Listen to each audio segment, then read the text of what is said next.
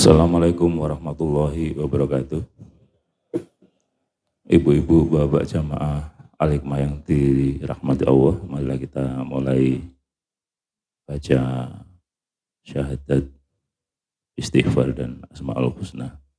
A'udzu billahi minasyaitonir rajim. Bismillahirrahmanirrahim. Asyhadu an la ilaha illallah wa asyhadu anna Muhammadar Rasulullah. Allahumma anta rabbi la ilaha illa anta khalaqtani wa ana abduka wa ana ala ahdika wa wa'dika mastata'tu a'udzu bika min syarri ma sanatu abu'u laka bi ni'matika alayya wa abu'u bi dhanbi waghfir li fa innahu la yaghfiru dzunuba illa anta ya Allah. Bismillahirrahmanirrahim.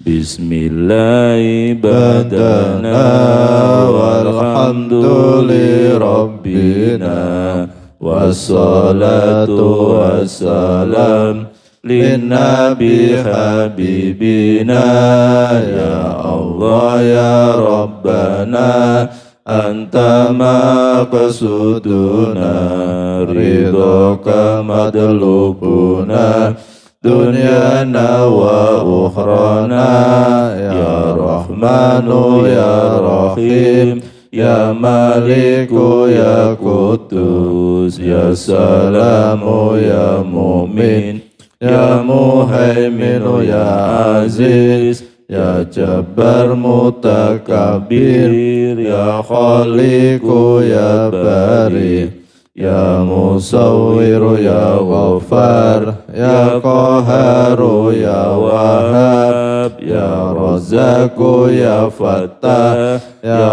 Alimu ya Qabid ya Basitu ya Khafid ya Rafi'u ya Mu'iz ya Mudillu ya Syami ya Basiru ya Hakam ya Adlu ya Latifu ya Khabiru ya Halimu ya Azimu ya Ghafur ya Syakuru ya Ali ya Kabiru ya Hafid ya Muqitu ya Hasib ya Jalilu ya Karim ya Raqibu ya Mujib ya Wasi'u ya Hakim ya Wadudu ya Majid ya Baisu ya Sahid ya Haqqu ya Wakilu ya Qawiyu ya Matin ya Waliyu ya Hamid ya Muqsi ya Mubdi'u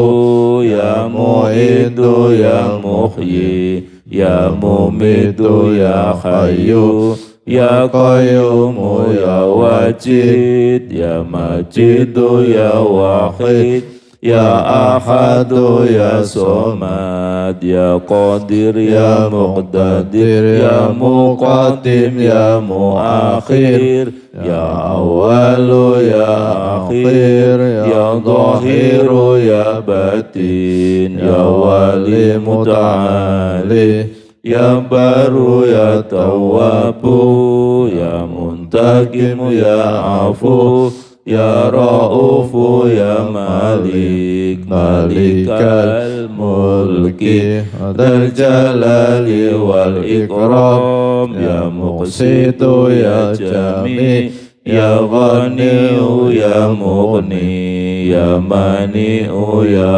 Dar ya Nafi'u ya Nur ya hadi ya badi'u ya baki ya warisu ya rasidu ya sabur azza jalla dzikruhu bi asma'ikal husna ighfir lana dzunubana wali walidina wa dzurriyyatina kafir an sayyatina wastur ala uyubina wasbur ala nuqsanina warfa darajatina wazidna ilman nafi'ah wa rizqan wasi'ah halalan thayyiban wa amalan sholihah wa nawwir qulubana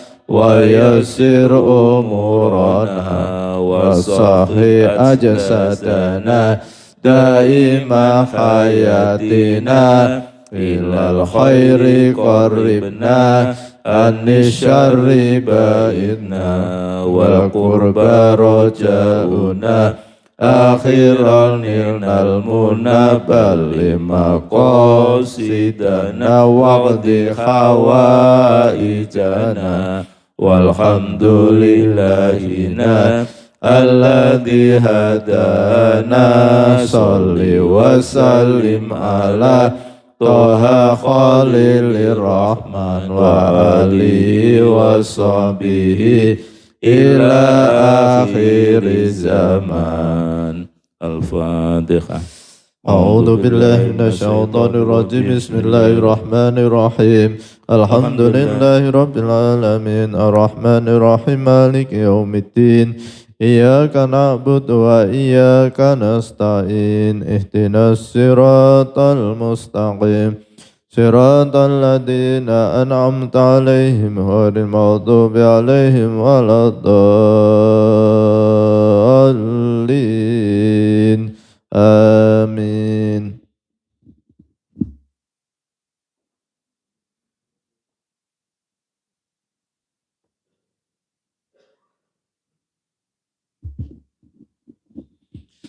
Assalamualaikum warahmatullahi wabarakatuh. Bismillahirrahmanirrahim. Alhamdulillahirabbil alamin. Bapak Ibu jamaah salat subuh Masjid Al-Hikmah Arya Mukti Pedurungan Kota Semarang yang dimuliakan oleh Allah Subhanahu wa taala. Alhamdulillahirabbil alamin. Pada pagi hari ini kita tetap istiqomah mengkaji kitab karya Hujatul Islam Imam Al-Ghazali tentang Asmaul Husna. Semoga bermanfaat fid dini wad dunya hatta ilal akhirah. Amin Allahumma amin.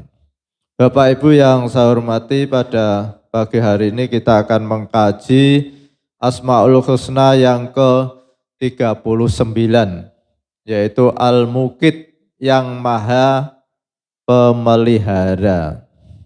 Al-Muqit yang maha pemelihara artinya Dia Allah pencipta makanan, bermacam-macam makanan, dan Dia Allah yang memberikannya kepada tubuh sebagai makanan dan kepada hati sebagai makanan ilmu pengetahuan.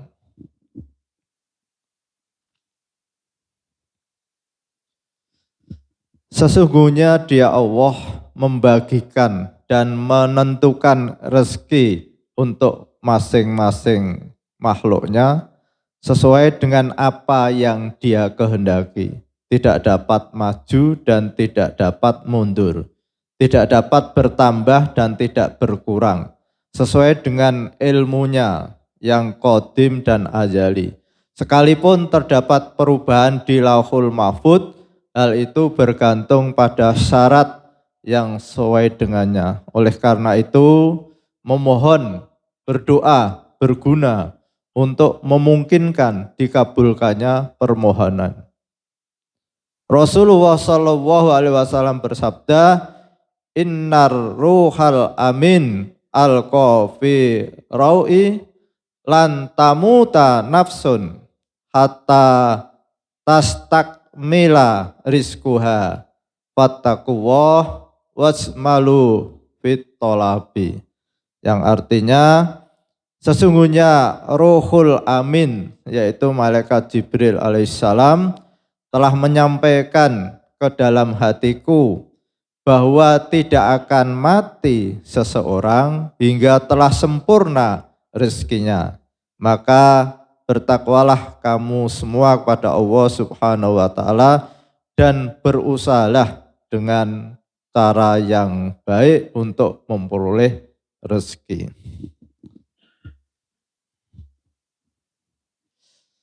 Bapak Ibu yang saya hormati, kita dituntun oleh Imam Al-Ghazali untuk mengenal lebih jauh tentang Tuhan kita yaitu Allah Subhanahu wa taala.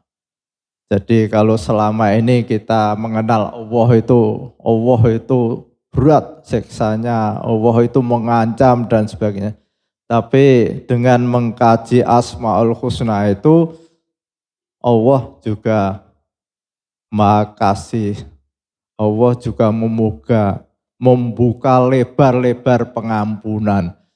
Sehingga ada keseimbangan ketika kita ingin melakukan perbuatan dosa, kita ingat Allah itu Maha kuasa untuk menyiksa hambanya. Tapi ketika kita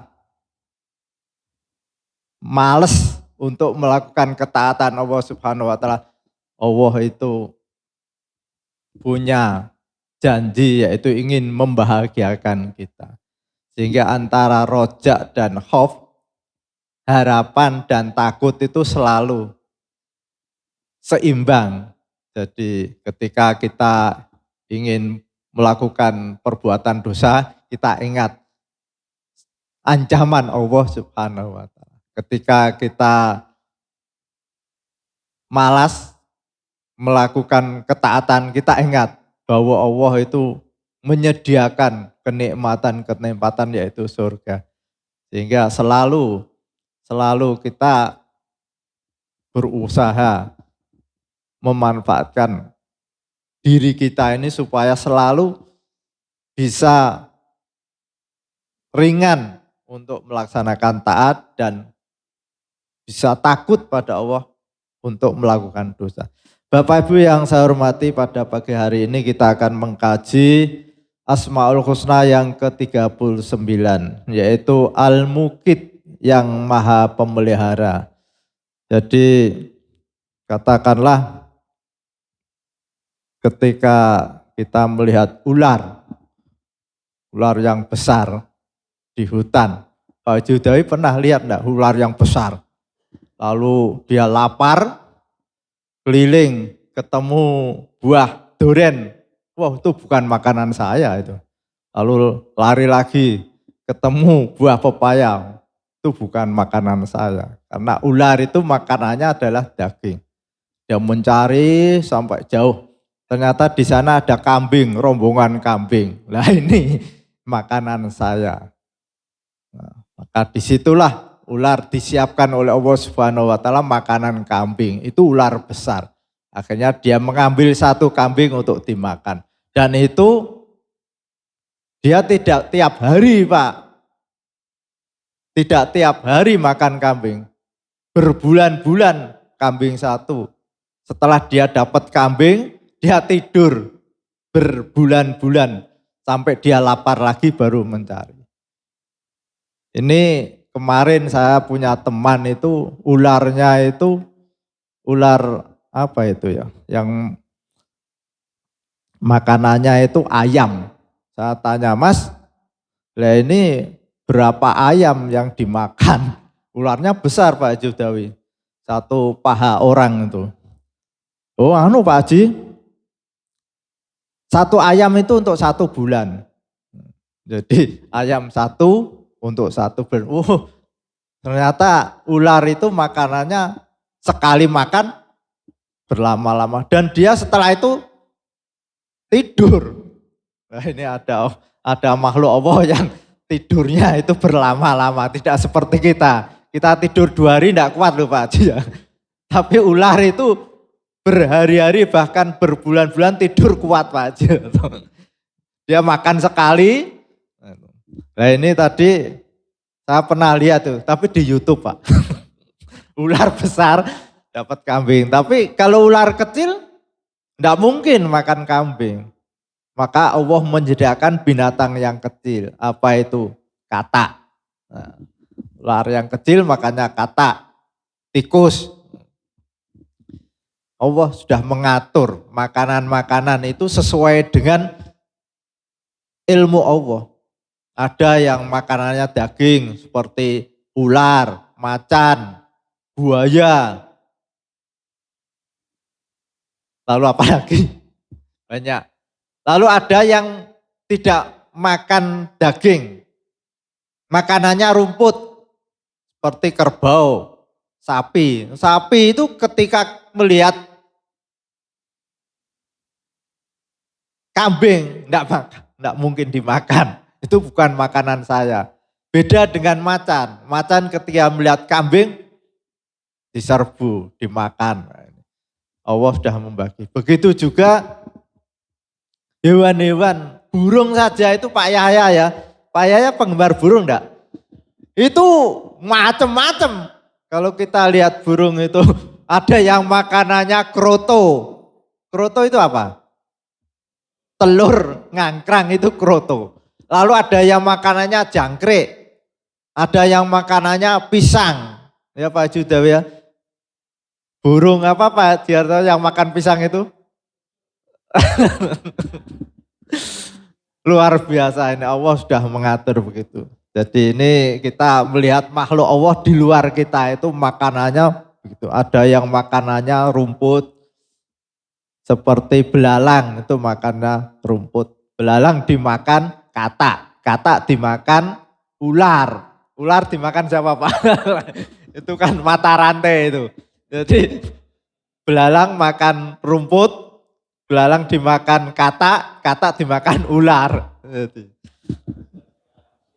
Saling memakan. Nah ini setelah itu kita mencoba mengkaji diri kita. Manusia itu ketemu pepaya yo masuk, ketemu duren ya masuk, ketemu kambing yang masuk.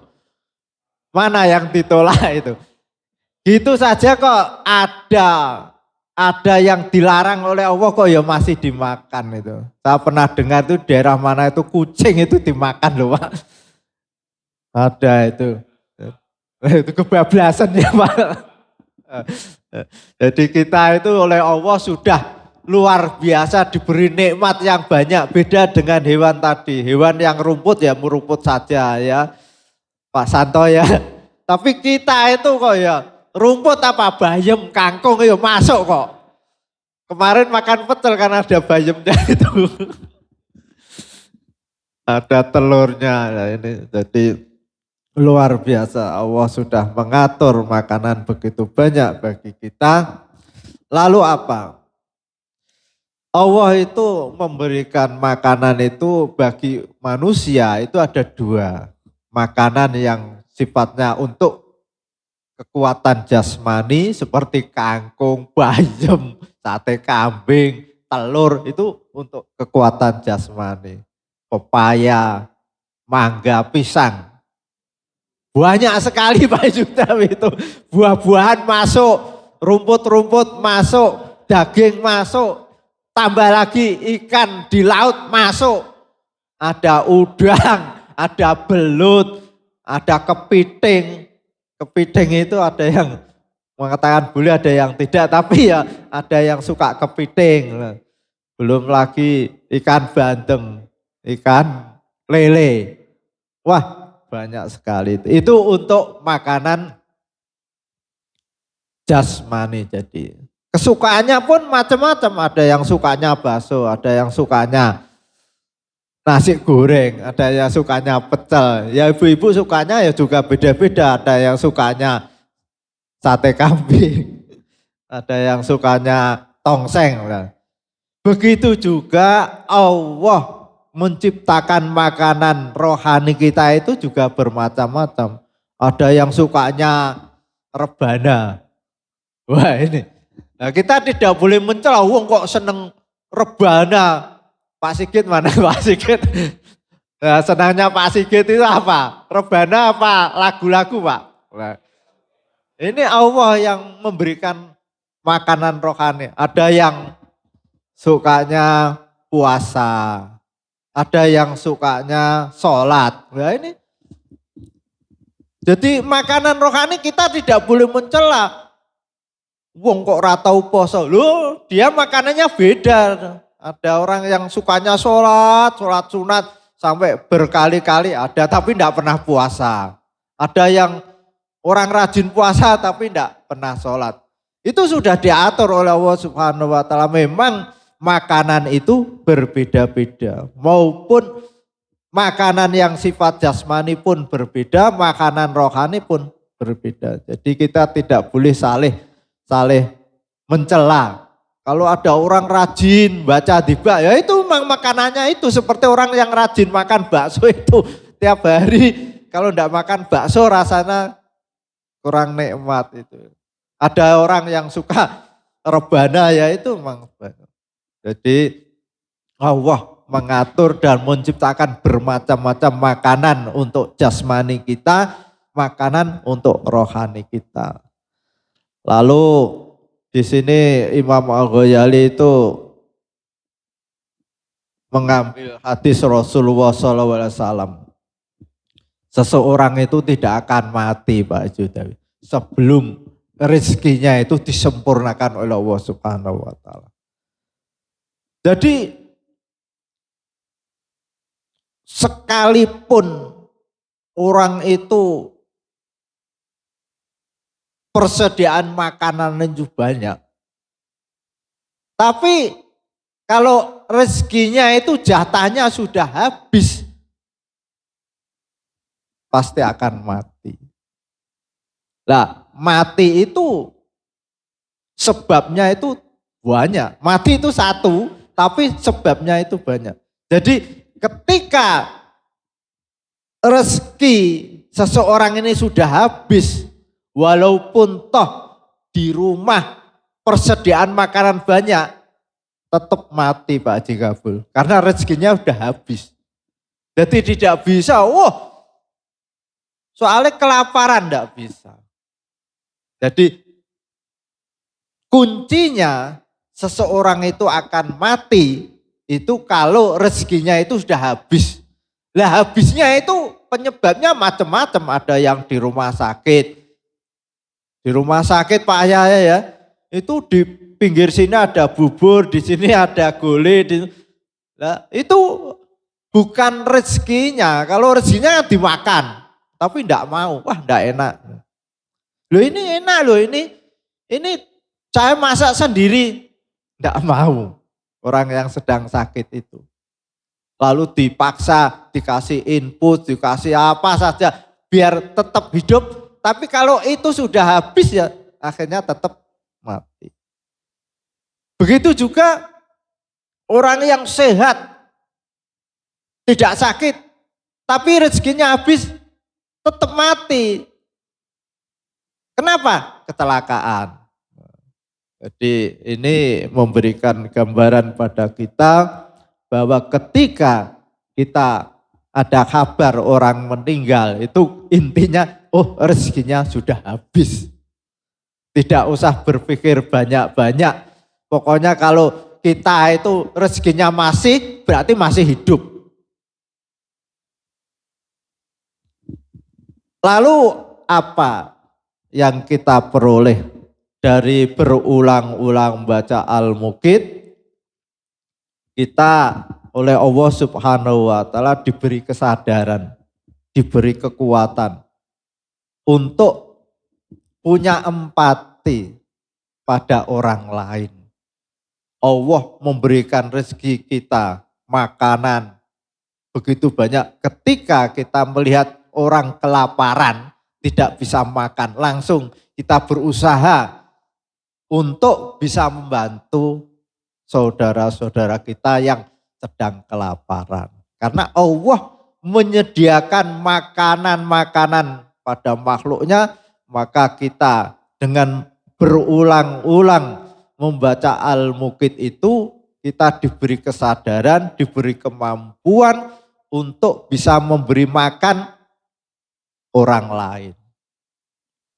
Nah, dengan demikian berarti kita harus berusaha untuk berulang-ulang membaca Al-Muqit. Karena kalau kita berulang-ulang membaca Al-Muqit, maka kita menjadi orang yang mampu dan tidak pelit. Ya, mampu dan tidak pelit. Kemampuan untuk membantu orang lain, kemampuan untuk tidak pelit tadi.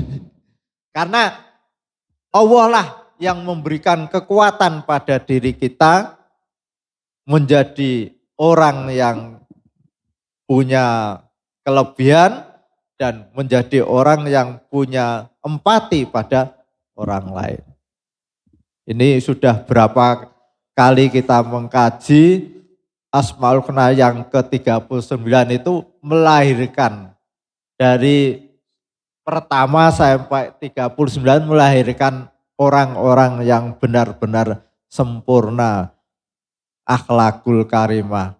Sehingga oleh Pak Amjad paling tidak kita membaca Asmaul Husna itu habis sholat sekali. Karena dengan berulang-ulang membaca Asmaul Husna yang jumlahnya 99 ini akan memberikan, Allah akan memberikan kekuatan pada diri kita menjadi ahlu surga. Man ahsoha dakhala jannah. Barang siapa yang hafal, mengkaji, memahami Asmaul Husna itu, dakhala jannah, dijamin akan masuk surga. Kenapa? Karena ketika kita membaca Ar-Rahman, kita diberi kekuatan oleh Allah menjadi orang yang kasih sayang. Ketika kita membaca Ya Rojak, kita akan menjadi orang yang diberi kekuatan untuk membantu orang lain. Jadi semuanya melahirkan kekuatan-kekuatan yang intinya kita menjadi orang yang sempurna. Baik hubungan dengan Allah Subhanahu wa Ta'ala, baik hubungan dengan manusia. Kesempurnaan seseorang itu dua ini, dengan Allah baik, dengan manusia baik. Al-Fatihah. A'udzubillahi minasyaitonirrajim. Bismillahirrahmanirrahim. Alhamdulillahirabbil alamin arrahmanirrahim maliki yaumiddin. Iyyaka na'budu wa iyyaka nasta'in. Ihdinas siratal mustaqim. Siratal ladzina an'amta 'alaihim ghairil maghdubi 'alaihim waladdallin. Amin. Bismillahirrahmanirrahim. Subhanakallahumma wa bihamdika asyhadu an la ilaha illa anta astaghfiruka wa atubu ilaik. Wassalamualaikum warahmatullahi wabarakatuh.